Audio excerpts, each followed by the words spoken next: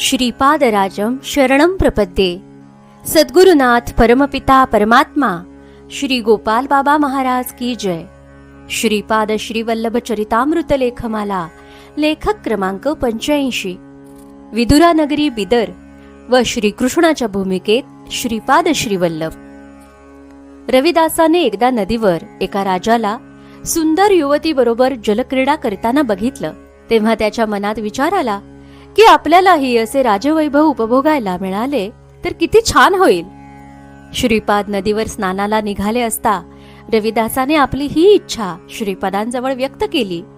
तेव्हा श्रीपादांनी त्याला वरदान दिले, ठीक आहे, तू विदुरा नगरीत यवन वंशात जन्म घेशील।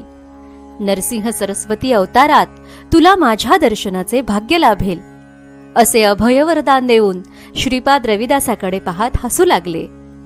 तेव्हा रविदास तिथल्या तिथे मृत्यू पावला।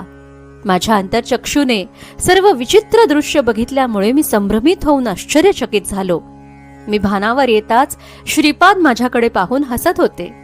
श्रीपादांच्या क्षणोक्षणी घडणाऱ्या अशा नित्य लीलांविषयी काय सांगणार। श्रीपाद श्रीवल्लभ संपूर्ण चरितामृत ग्रंथ अध्याय 18। सन 1340च्या वैशाखात शंकर भट्ट व तिरुमल्लासाचा मुलगा रविदास थोड्या वेळाच्या फरकाने कुरवपुरात श्रीपादांजवळ पोहोचतात। श्रीपाद बोटाने शंकर भट्टाचे कपाळावर दाबताच शंकर भट्टाची समाधी लागते व त्याला रविदासाची मनोकामना, त्यांवर श्रीपादांनी दिलेला आशीर्वाद।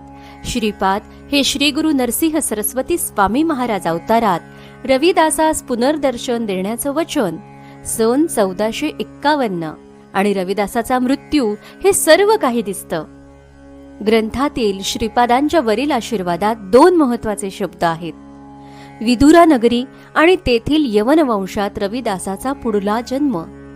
विदुरा नगरी ही महाभारत काळातील विदुराची नगरी, विदुराच्या राज्याची राजधानी।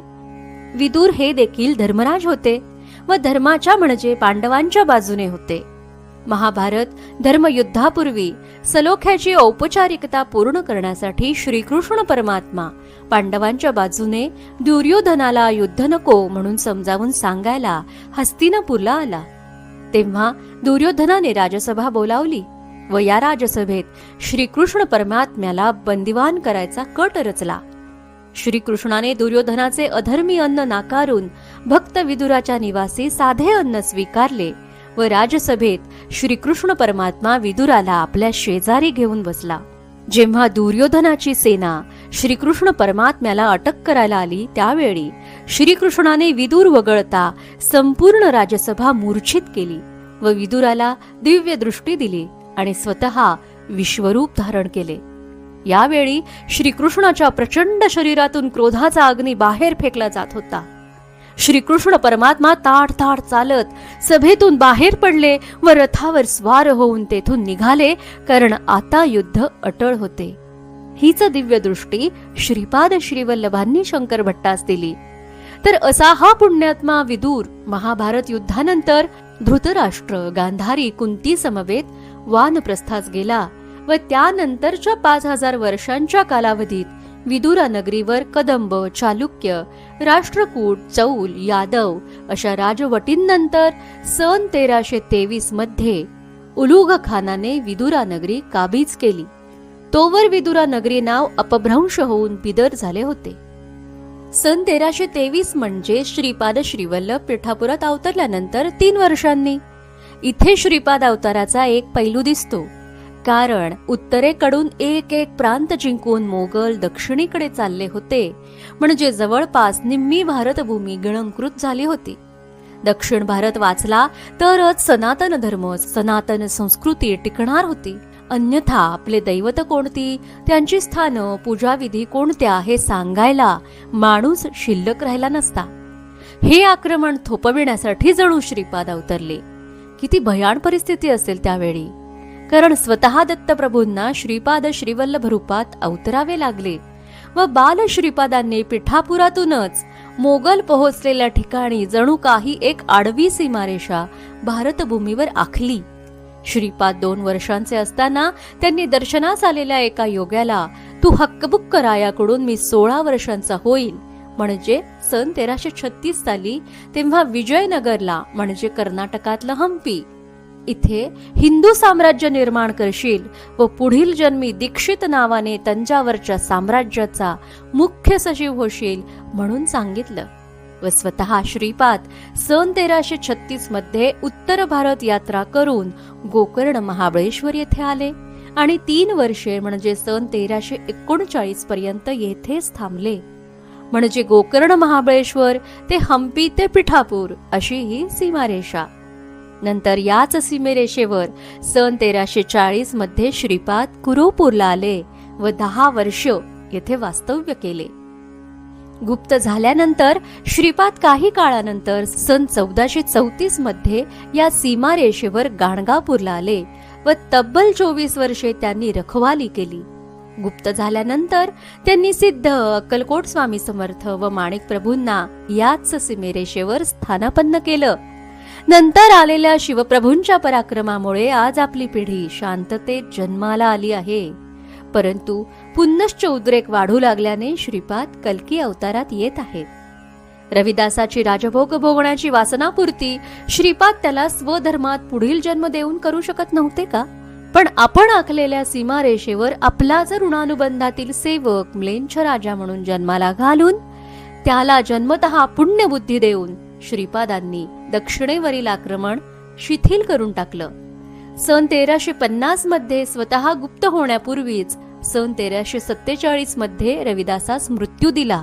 आधी त्याला गुलबर्ग्यात जन्म दिला व लगेचच राजधानी बिदरला हलवून तिथं बादशहाच्या घरात पुढील जन्म मोहम्मद अल्लाउद्दीन दुसरा म्हणून जन्माला घातला. सन 1451 मध्ये त्याला मांडीवरील व्याधीच्या निमित्ताने पूर्वस्मृती देत त्याला कायमचा सेवेत घेतला. श्री गुरु नरसिंह सरस्वती स्वामी महाराजांच्या सेवेत बादशहाला पाहून इतर मोगल पिल्लावळ शांत झाली व पुढील सर्व आक्रमणं थंड झाल्यावर श्री गुरूंनी सन 1458 मध्ये स्वतःचा अवतार गुप्त केला आणि त्यानंतर 60 वर्षे सिद्धाने सर्व व्यवस्था पाहिली. श्रीपाद श्रीवल्लभ व श्री गुरु चरित्र यामध्ये बहुतांश लीला या भक्ती आणि भक्त संबंधात आहेत.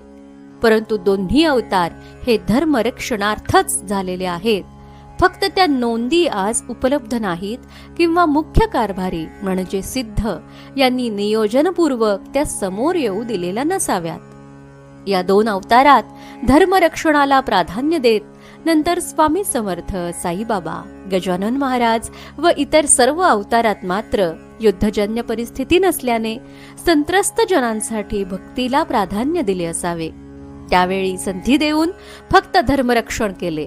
मात्र आता संधी देऊनही उच्छेद क्षमत नसल्याने अधर्माचा नाश करण्यासाठी श्रीपाद श्रीवल्लभ कल्की अवतारात येत आहेत.